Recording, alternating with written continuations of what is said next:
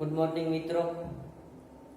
આજે આપણે જોશું ધોરણ 12 કોમર્સની અંદર નામાના મૂળ તત્વો વિષયમાં ચેપ્ટર નંબર 6 ભાગીદારની નિવૃત્તિ, એની અંદર આપણે ઉદાહરણ નંબર 23ની ગણતરી કરશું. તો સૌપ્રથમ રકમ વાંચી લે. ઈ, એફ અને જી 4:3:3 ના પ્રમાણમાં નફો નુકસાન વહેંચતા ભાગીદારો છે.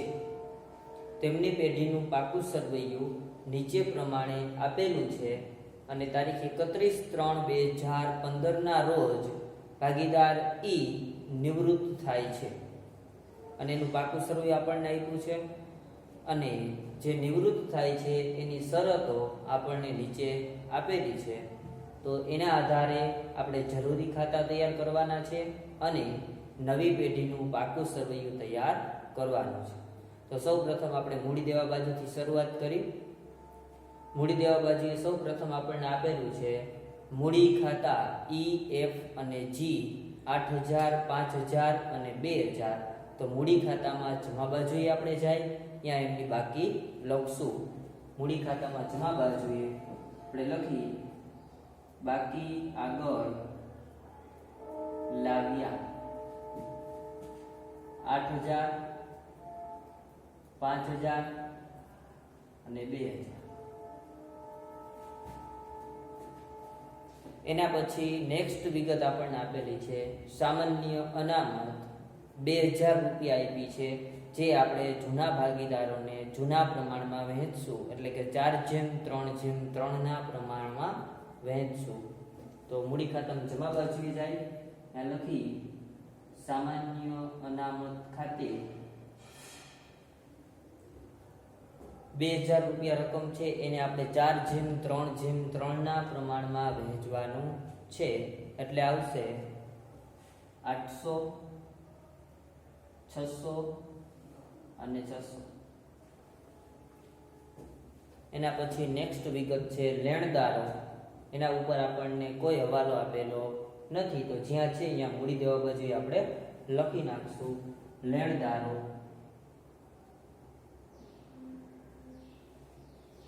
₹8,000 આપ્યા છે. એના પછી આપેલું છે આપણને દેવી હુંડી. તો એના ઉપર પણ કોઈ હવાલો નથી, એ પણ અહીંયા જ લખશું દેવી હુંડી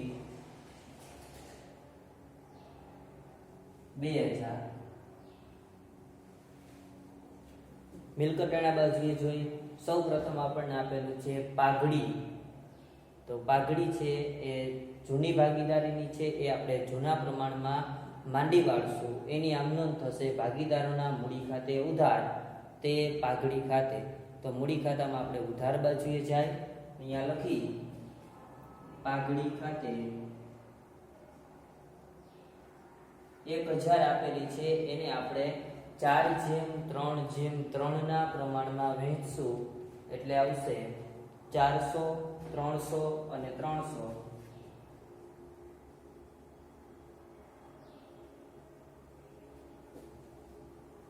એના પછી નેક્સ્ટ વિગત આપી છે જમીન મકાન 6,000 આપણને આપેલું છે. એના ઉપર હવાલો છે હવાલા નંબર 2 કાયમી મિલકતોની કિંમતમાં 20% વધારો કરવો. તો કાયમી મિલકતો કેટલી છે પાકા સરવૈયામાં, એ બધી મિલકતો પર આપણે 20% વધારો કરશું. તો જોઈ જમીન મકાન ફર્નિચર 2 આપણને કાયમી મિલકતો આપેલી છે, તો એના ઉપર આપણે 20% વધારો કરી દેશું. પેલા લખી જમીન મકાન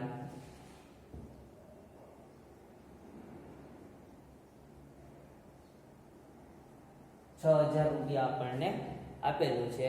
હવે એમ કીધું છે કે કાયમી મિલકત ઉપર 20% વધારો કરો. તો 20% આપણે વધારો કરી પ્લસ વધારો 6,000 ના 20% એટલે થશે 1,200. તો 12 ના કોલમમાં આપણે લખી 7,200. 1,200 રૂપિયાનો જે જમીન મકાનનો વધારો છે એ આપણો ફાયદો છે, એટલે આપણે પુનઃ મૂલ્યાંકન ખાતામાં જમા બાજુએ અસર આપી ત્યાં લખશું જમીન મકાન ખાતે 1,200 રૂપિયા એના પછી બીજી કાયમી મિલકત આપણને આપી છે ફર્નિચર. ફર્નિચર આપણને 4000 આપેલું છે, તો લખી મિલકત લેણા બાજુએ ફર્નિચર 4000 પ્લસ વધારો 20% વધારો એટલે 4000 ના 20% 800 રૂપિયા. બારના કોલમમાં 4800. 800 રૂપિયાનો જે વધારો છે એ મિલકતનો વધારો ફાયદો છે.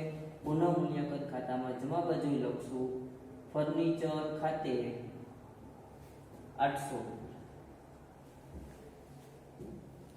એના પછી નેક્સ્ટ વિગત આપી છે સ્ટોક. એના ઉપર પણ હવાલો છે. સ્ટોક 10% વધુ કિંમતે દર્શાવેલ છે. એટલે આપણી જે ચોપડે કિંમત છે ત્યાં વધારે બતાવેલો છે. કેટલો વધારે બતાવેલો છે તો કે 10% વધુ કિંમતે બતાવેલ છે. રેડી? તો એની ગણતરી આપણે કરી, એ ગણતરી લખી લેજો. ધારો કે સ્ટોકની બજાર કિંમત, ધારો કે સ્ટોકની બજાર કિંમત 100 રૂપિયા છે, પણ ચોપડે કિંમત કેટલી વધુ છે તો કે 10%. જો હજી એક વખત હવાલો, સ્ટોક 10% વધુ કિંમતે બતાવેલ છે, તો આપણે લખી નાખી પ્લસ 10% વધુ કિંમત એટલે 100 ના 10% 10 એટલે 110. તો ચોપડે કિંમત એટલે કે ચોપડે કિંમત જે દર્શાવેલ છે એ વધુ દર્શાવેલ છે. તો ચોપડે કિંમત છે એ 110. ચોપડી કિંમત 110 હોય છે, ત્યારે બજાર કિંમત કેટલી તો કે 100. હવે આપણને ચોપડી કિંમત આપી છે, ત્રિરાશિ મૂકી. ચોપડી કિંમત 110 હોય ત્યારે બજાર કિંમત કેટલી છે તો કે 100. તો ચોપડી કિંમત આપણને આપી છે પાકા સરવૈયામાં 6600, ત્યારે બજાર કિંમત કેટલી? તો સ્ટોકની બજાર કિંમત આપણને મળશે, આ બંનેનો ગુણાકાર કરશું છેદમાં 110 એટલે 6600 ગુણ્યા 100 ભાગ્યા 110. આવું તમે કેલ્ક્યુલેટરની અંદર કરશો એટલે તમને જવાબ મળશે 6000. તો સ્ટોકની બજાર કિંમત અત્યારે 6000 છે. બરાબર? હવે આપણે હવાલાની અસર આપશું. સ્ટોક આપણને આપ્યો છે 6600, બરાબર, અને સ્ટોકની બજાર કિંમત ખરેખર કેટલી છે તો કે 6000. તો સ્ટોકની કિંમતમાં ઘટાડો થયો, આપણે લખી સ્ટોક 6600 આપેલો છે માઈનસ ઘટાડો. કેટલો ઘટાડો તો કે 600 નો, એટલે 12 ના કોલમમાં આપણે લખશું 6000. તો બજાર કિંમત છે 6000 છે એ આપણે દર્શાવી દીધી. સ્ટોક આપણી ચાલુ મિલકત છે, ચાલુ મિલકતમાં ઘટાડો એટલે કે આપણું નુકસાન છે. પુનઃ મૂલ્યાંકન ખાતામાં ઉધાર બાજુએ લખશું સ્ટોક ખાતે 600 રૂપિયા. એના પછી નેક્સ્ટ વિગત આપણને આપેલી છે દેવાદારો. તો દેવાદારો ઉપર આપણને કોઈ હવાલો જોવા મળતો નથી, એમ નામ લખી નાખી દેવાદારો 9000 મિલકત લેણા બાજુએ.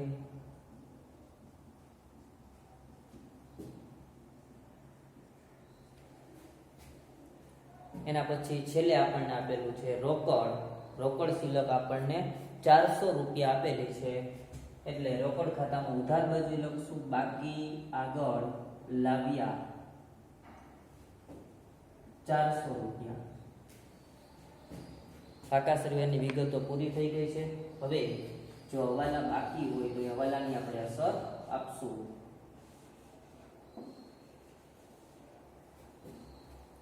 પહેલો હવાલો બાકી છે, પાઘડીનું મૂલ્યાંકન ₹4000 થી કરવામાં આવ્યું. પાઘડીનું મૂલ્યાંકન ₹4000 થી કરવામાં આવ્યું. તો પાઘડીની કિંમત, એમાં જે ભાગીદાર નિવૃત્ત થાય છે, ભાગીદાર ઈ નિવૃત્ત થાય છે, એના ભાગની આપણે પાઘડી કાઢશું.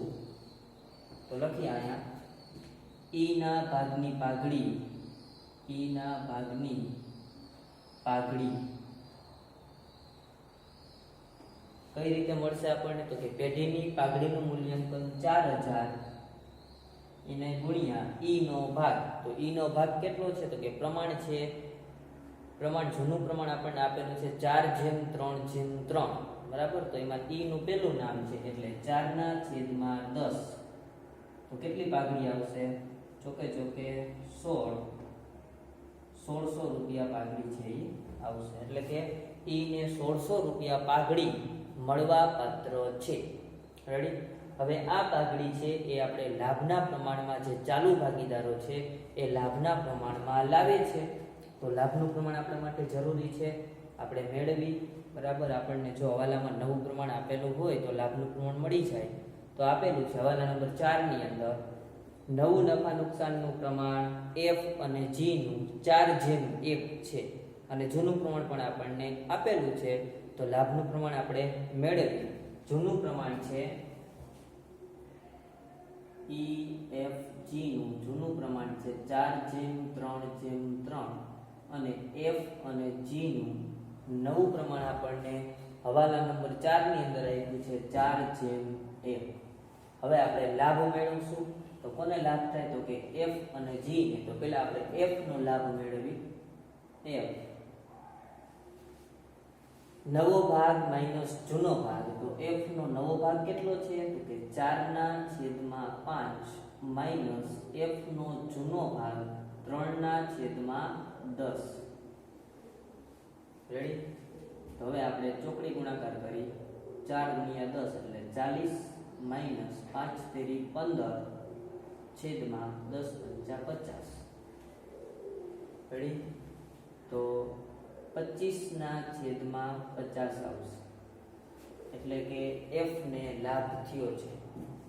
G નું આપણે જોઈ G નો નવો ભાગ 1/5 માઈનસ એનો જૂનો ભાગ 3/10. ચોકડી ગુણાકાર કરી. 10 માઈનસ 5 તેરી 15 છેદમાં 50 માઈનસ 5/50. એટલે કે આ ત્યાગ કરે છે. કોણ ત્યાગ કરે છે? તો કે G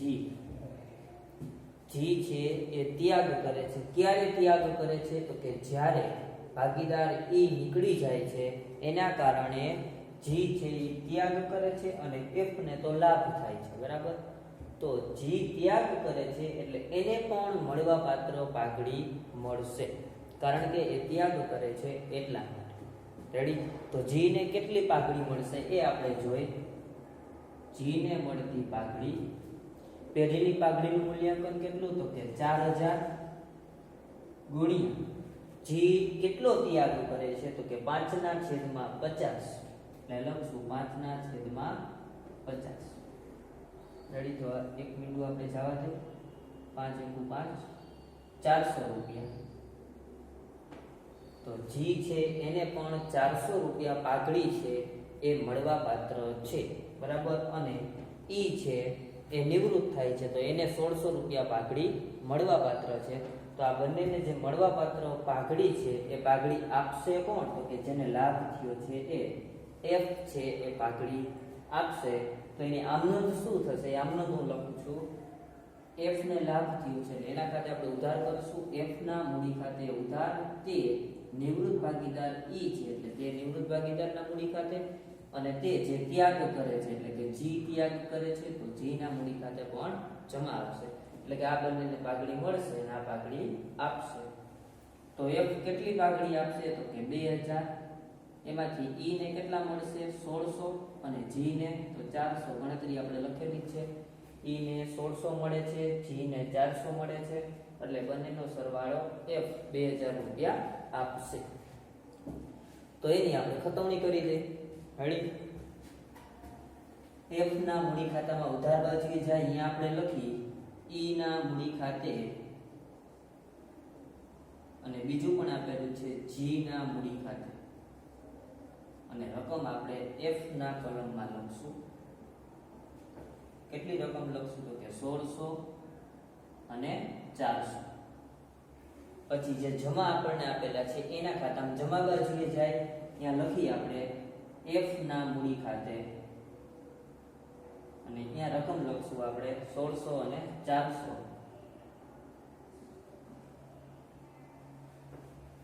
તો પાઘડીની અસર છે અપાઈ ગઈ. આપણે સૌ પ્રથમ પાઘડીની જ્યારે અસર આપતા હોય ત્યારે ખાસ એ જોવાનું છે, લાભનું પ્રમાણ આપણે મેળવીએ એટલે આપણને ખબર પડી જશે કે કોણ પાઘડી છે એ આપશે અને કોને મળશે. એક નિવૃત્ત ભાગીદારને તો પાઘડીની રકમ મળે જ, અને જો કોઈ ત્યાગ કરતો હોય તો એને પણ પાઘડીની રકમ મળે. એના પછી હવાલા બાકી હોય તો જોઈ જોઈએ. છેલ્લો હવાલો બાકી છે. ઈને તેની લેણી રકમ ચૂકવી દેવી. ઈને તેની લેણી રકમ ચૂકવી દેવી. તો એ આપણે મૂડી ખાતામાંથી નક્કી કરશું. સૌ પ્રથમ આપણે પુનઃમૂલ્યાંકન ખાતું બંધ કરી.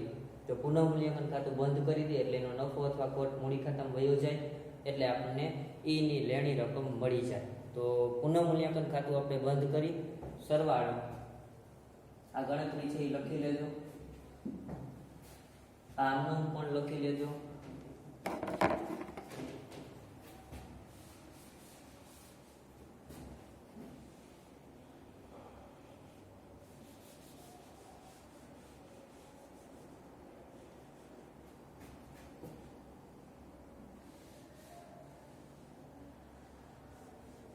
હવે પુનઃમૂલ્યાંકન ખાતાનો સરવાળો કરી એટલે આપણને જમા બાજુએ સરવાળો વધારે આવે છે, તો અહીંયા લખી 2000. અહીંયા પણ 2000 આવશે. 2000 માંથી 600 બાદ કરીએ એટલે આવશે 1400. ઉધાર બાજુએ તફાવત મળ્યો એટલે કહેવાય નફો. આ નફો જૂના ભાગીદારો ઈ, એફ અને જી ત્રણેયને મળશે. નીચે લખશું મૂડી ખાતે લઈ ગયા. હવે 1400 રૂપિયા આપણને નફો મળ્યો છે. એ નફો આપણે 4/3/3 ના પ્રમાણમાં વેચશું એટલે રકમ આવશે 560. 420 અને 420 કેલ્ક્યુલેટરમાં તમારે વહેંચણી કરી દેવાની છે. કઈ રીતે વહેંચણી થશે? તો તમારે સૌ પ્રથમ ઈ નો નફો મેળવવો એટલે 1400 ગુણ્યા 4 ભાગ્યા 10 એટલે આવશે 560. પછી 1400 ગુણ્યા 3 ભાગ્યા 10 એટલે 420 અને 1400 ગુણ્યા 3 ભાગ્યા 10 એટલે 420. આ જે નફો મળ્યો એ આપણે મૂડી ખાતામાં જમા બાજુ લખી. ત્યાં લખી પુનઃ મૂલ્યાંકન ખાતે કાઉન્સમાં લખશું નફો. નફો જ્યારે હોય એ લખી નાખશું 560, 420 અને 420. હવે આપણે ઈ ની જે લેણી રકમ છે એ નીકળશે, બરાબર. તો જોઈ કેટલી નીકળે છે. ઈ ને તેની લેણી રકમ ચૂકવી દેવી એટલે ઈ ની લેણી રકમ જે છે એ આપણે ચૂકવી દેશું તો આવશે 10,960. આ બાજુનો સરવાળો 10,960. અહીંયા પણ લખી નાખી 10,960. ઉપરના જે 400 છે એ બાદ કરી એટલે આવશે 10,560. તો ઈ ને તેની લેણી રકમ ચૂકવી દેવી એટલે 10,560 ચૂકવી દેવા. તો આપણે રોકડમાં ચૂકવશું તો અહીંયા લખશું રોકડ ખાતે 10,560 એટલે 10,560 ઈ ને રોકડા ચૂકવ્યા એવું થાય, બરાબર. તો હવે અહીંયા ઉધાર બાજુ લખ્યું, રોકડ ખાતામાં આપણે જમા બાજુ લખી. ત્યાં લખશું ઈ ના મૂડી ખાતે 10,560. રેડી. હવે આગળનો હવાલો છે આપણે વાંચી. ઈ ને તેની લેણી રકમ ચૂકવી દેવી એટલે ચૂકવી દીધી અને નવી પેઢીમાં રોકડ રૂપિયા 1,000 રહે. નવી પેઢીમાં એટલે કે આ પાકા સરવૈયામાં રોકડ રૂપિયા 1,000 રહી તેવી રીતે એફ અને જી જરૂરી રોકડ લાવશે અને એની મૂડી નવી પેઢીમાં નવા નફા નુકસાનના પ્રમાણમાં રહી. તો એવી રીતે છે રોકડ લાવવાની છે એફ અને જી ને કે ઈની રકમ પણ ચૂકવાઈ જાય. તો રકમ આપણે ચૂકવી દીધી છે, બરાબર. અને નવી પેઢીમાં સિલક કેટલી રહે તો કે 1,000 રૂપિયા સિલક રહે, બરાબર. અને એની જે મૂડી છે એ નવા નફા નુકસાનના પ્રમાણમાં રહી, બરાબર. તો આપણે નવી પેઢીની કુલ મૂડી છે એ પહેલા કાઢશું, બરાબર. કઈ રીતે નીકળશે? તો પહેલા સૌ પ્રથમ નવી પેઢીની કુલ મૂડી અહીંયા હું ગણતરી લખું છું. નવી પેઢીની કુલ મૂડી. રેડી. તો હવે પહેલા આપણે મૂડી લખશું. આપણે ઈ ને જે ચૂકવ્યા ઈ ને ચૂકવવા માટે બેથી લાવ્યા. કેટલી રકમ લાવ્યા? તો કે 10,560 એટલે એક આ મૂડીમાં ગણાશે. રેડી. અને બીજું પ્લસ હવે આ જે મૂડી ખાતા છે એમાંથી ખરેખર એફ અને જી ની જે મૂડી આવશે એ મૂડી પણ એ લાવશે અથવા તો એની મૂડી ગણાશે, એટલે એફ અને જી એની આપણે મૂડી મેળવશું. અત્યારની પોઝિશને એફ અને જી જે છે એની મૂડી છે એ કેટલી ગણાશે, બરાબર? તો એની ગણતરી પણ આપણે કરવી પડશે. તો શું કરશું આપણે? એફ નો આપણે સરવાળો કરશું. 6020 આવશે. 6020 જમા બાજુનો સરવાળો એફ નો 6020 માઇનસ એફ ના કોલમનો ઉધાર બાજુનો સરવાળો જે થાય 2300 રૂપિયા એ આપણે બાદ કરશું. આ કઈ રીતે આવે છે એ આગળના દાખલાની અંદર પણ આવ્યું હતું. હજી એક વખત હું તમને કહું છું કઈ રીતે આવી આ રકમ, બરાબર? તો કે આપણે નવી પેઢીની કુલ મૂડી મેળવવી હોય તો એને ચૂકવવા માટે જે લાવ્યા એ 10,560, એના સિવાયની એફ અને જી જે ચાલુ ભાગીદારો છે એની પેઢીની અંદર જે મૂડી રહેલી છે એ પણ આપણે ગણતરીમાં લેવી પડશે, બરાબર? તો જમા બાજુનો સરવાળો એમાંથી ઉધાર બાજુનો સરવાળો બાદ, એટલે કે 6020 માઇનસ 2300, એટલે તમને એની રકમ મળશે 3720. 3720. એવી રીતે છે એ આપણે જી ના કોલમનો સરવાળો કરી 3420. 3420 જમા બાજુનો સરવાળો, એમાંથી ઉધાર બાજુનો સરવાળો 300 રૂપિયા છે આપણે બાદ કરશું, એટલે આવશે 3120. એટલે કે નવી પેઢીની અંદર ખરેખર અત્યારની પોઝિશને એફ ની મૂડી 3720 જોવા મળે છે અને જી ની મૂડી 3120 જોવા મળે છે. આટલું નવી પેઢીની કુલ મૂડીમાં આવશે. પણ એના સિવાયની હજી એક વસ્તુ છે, હવાલાની અંદર એમ કીધું છે કે ઈને તેની લેણી રકમ ચૂકવી દેવી, તો એ તો ચૂકવી દીધી છે 10,560, એ પણ આપણે ધ્યાનમાં લઈ લીધા. અને રોકડ રૂપિયા 1000 રહે. રોકડ રૂપિયા 1000 રહે, એટલે કે રોકડ શિલ્લક પણ 1000 રાખવાની છે. તો એ પૈસા પણ લાવવા પડશે, બરાબર? તો એ પૈસા કેવી રીતે લાવશે? તો કે એ પણ આપણે નવી પેઢીની કુલ મૂડીમાં ગણી લેશું. તો રોકડ આપણી પાસે ખરેખર છે કેટલી? તો કે 400 રૂપિયા આપણી પાસે પડ્યા છે. 400 રૂપિયા શિલ્લક તરીકે છે અને રાખવાના છે કેટલા? 1000. તો 400 પડ્યા છે અને 1000 આપણે રાખવા હોય તો એફ અને જી એ કેટલા લાવવા પડે? તો કે 600 રૂપિયા વધારાના લાવવા પડે. તો બીજા 600 રૂપિયા જે લાવશે એ પણ આપણે એમાં એડ કરી દેશું, પ્લસ શિલ્લક રાખવા માટે 600 રૂપિયા એ લાવે છે. એટલે હવે આપણને જે મળે એ નવી પેઢીની કુલ મૂડી મળશે.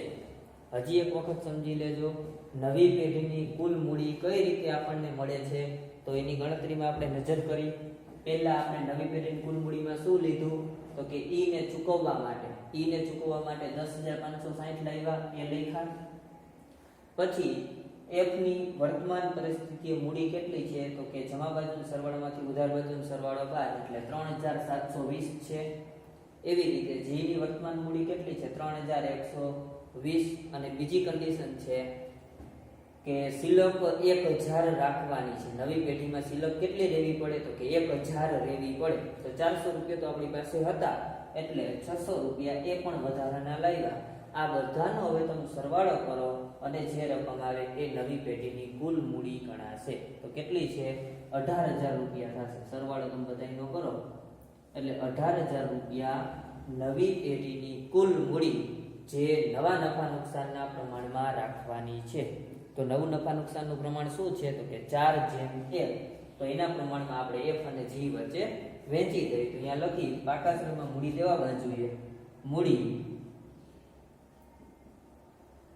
એફ અને જી 18,000 રૂપિયા કુલ છે, એને આપણે 4/1 ના પ્રમાણમાં, એટલે 18,000 ગુણ્યા 4 ભાગ્યા 5 આવી રીતનું તમે કરશો એટલે તમને એફ ની મૂડી છે એ મળશે 14,400. 14,400. પછી જી ની મૂડી જોતી હોય તો અહીંયા શું કરવાનું? એનું નવું પ્રમાણ 1 છે, એટલે 1/5, બરાબર? એટલે તમને મૂડી મળશે 3600. એટલે આ બંનેનો સરવાળો 18,000 રૂપિયા બહારના કોલમમાં આવી જશે. હવે આ જે મૂડી આપણે પાકા સરવૈયામાં મૂડી દેવા બાજુ લખી નાખી, આ ગણતરી પણ ખાસ લખી લેજો વિડીયો પાઉઝ કરીને.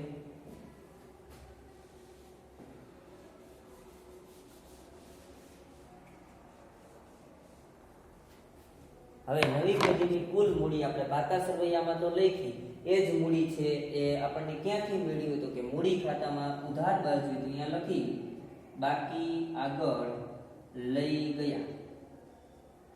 એફ અને જી માં કેટલી મૂડી ખરેખર હશે તો કે 14,400 અને 3,600. તો આ મૂડી છે અહીંયાથી જ આપણને મળી હોય. તો હવે આપણે શું કરવાનું છે તો કે હવે આપણે એફ અને જી ના મૂડી ખાતા છે એ બંધ કરી દેશું. બરાબર, એફ અને જી ના મૂડી ખાતા બંધ કરશું એટલે તમને રકમ મળશે કે ખરેખર એફ અને જી કેટલા રૂપિયા લાવવાના રહેશે. બરાબર, તો એ આપણને મળી જશે.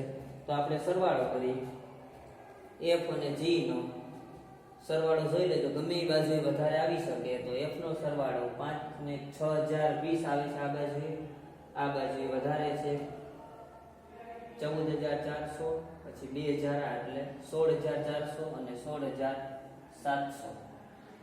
ઉધાર બાજુનો સરવાળો વધારે છે, એ જ સરવાળો આપણે જમા બાજુ લખશું 16,700. 16,700 ઉધાર બાજુનો સરવાળો વધારે છે, એ જ સરવાળો આપણે જમા બાજુ લખ્યો. હવે 16,700 માંથી ઉપરના 6,020 રૂપિયા છે એ તમારે બાદ કરવાના છે, એટલે જમા બાજુએ આપણને તફાવત મળશે 10,680. 10,680 આપણને F નો સરવાળો મળી. આપણે શું લખશું? રોકડ ખાતે, એટલે કે F છે એ 10,680 રૂપિયા રોકડા લાવે છે. શું કામ લાવે છે? તો કે પેઢીમાં 1,000 રૂપિયા સિલક રહીએ અને નવો નિવૃત્ત ભાગીદાર જે ઈ છે એની રકમ ચૂકવાઈ જાય, એટલા માટે એ 10,680 રૂપિયા લાવશે. તો અહીંયા જમા બાજુ એ છે, આપણે રોકડ ખાતામાં ઉધાર બાજુ લખી F ના મૂડી ખાતે 10,680. એવી રીતે આપણે જી ના કોલમનો સરવાળો કરશું, એનો સરવાળો પણ ઉધાર બાજુએ તમને વધારે આવશે. 36 ને 3 3900 રૂપિયા આવ્યો. જમા બાજુએ પણ આપણે 3900 લખી. હવે 3900 માંથી ઉપરની રકમ બાદ કરવાની, એટલે 3,420 બાદ કરશો એટલે 480 રૂપિયા જવાબ મળશે. તો 480 રૂપિયા છે એ જી રોકડ લાવ્યો કહેવાય. શું કામ લાવ્યો? તો કે નવી પેઢીમાં જે નિવૃત્ત ભાગીદાર હતો એ ગયો, એટલે એની લેણી રકમ ચૂકવાઈ જાય એટલા માટે, અને નવી પેઢીમાં સિલક 1,000 દે એના માટે એ 480 રૂપિયા છે એ લાવે છે. તો આપણે રોકડ ખાતામાં ઉધાર બાજુ લખશું, કારણ કે અહીં જમા બાજુ છે, અહીંયા લખશું જી ના મૂડી ખાતે 480. મૂડી ખાતા આપણે પૂરા થઈ ગયા. હવે રોકડ ખાતું છે એ આપણે બંધ કરી, એટલે ત્યાં તમને એનો સરવાળો કરો 11,500 આવશે. ઉધાર બાજુનો સરવાળો 11,500 સોરી 11,560 આવશે, કારણ કે 80 છે ને 11,560. એમાંથી 10,560 ઉપરના બાદ કરો એટલે સિલક તમને મળશે 1,000. ત્યાં લખશું બાકી આગળ લઈ ગયા. જો નવી પેઢીમાં સિલક 1,000 રહે તો ઓટોમેટિક 1,000 સિલક રહી જ જશે, કારણ કે આપણે એ રીતે નવી પેઢીની કુલ મૂડીની ગણતરી કઈ રીતે, એટલે સિલક 1,000 જ રહીએ, કારણ કે 400 રૂપિયા પડ્યા હતા અને 600 રૂપિયા આપણે બીજા લાવ્યા હતા, એટલે 1,000 થઈ ગયા રેડી. બાકીના જે વચ્ચેની રકમો છે એ લેણી રકમ ચૂકવાઈ જાય એ રીતે તો આપણે ઓલા બે ભાગીદાર લાવ્યા હતા એ પણ ગણતરીમાં લીધું. તો આ જે રોકડ સિલક છે એ પાકા સરવૈયામાં મિલકત લેણા બાજુ મૂકશું. રોકડ સિલક 1,000. હવે આપણા પાકા સરવૈયાનો સરવાળો છે એ બંને બાજુએ આવી જાય એટલે આપણો દાખલો છે એ સાચો. તો કેટલો આવશે? 18 ને 8 26 2 28,000. અને આ બાજુનો સરવાળો પણ 28,000 જ આવશે.